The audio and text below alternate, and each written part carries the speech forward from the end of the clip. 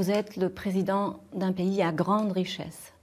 Et beaucoup de richesses, mais dont aussi des ressources minérales, dont les minères stratégiques, les dits 3T, le tantal, le tungstène, les thym. Et tout récemment, des avocats de votre gouvernement ont accusé l'entreprise Apple d'utiliser des minerais issus d'exploitation illégale, c'est-à-dire donc qu'ils auraient extrait des minerais des mines congolaises, acheminés et blanchis principalement via le Rwanda et tout cela, après des accusations, en finançant même des groupes armés dans l'est de la RDC. Il y a même un ultimatum posé. Pourquoi exactement? Mais pour que ça cesse, tout simplement. Ça fait 30 ans que ça dure.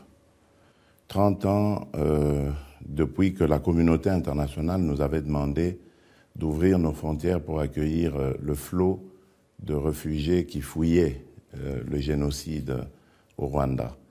Et à ce moment-là, les génocidaires se sont glissés aussi dans la population, dans les réfugiés, et ils sont entrés en République démocratique du Congo avec leurs armes, parce que l'ordre avait été donné de quelque part, toujours dans la communauté internationale, de les laisser entrer avec leurs armes.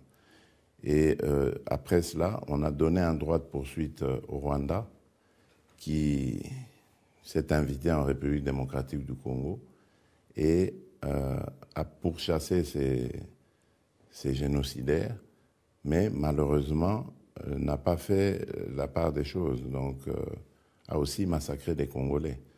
Et depuis lors, le massacre ne s'est pas terminé. Le Rwanda a découvert qu'en République démocratique du Congo, il y avait des minerais.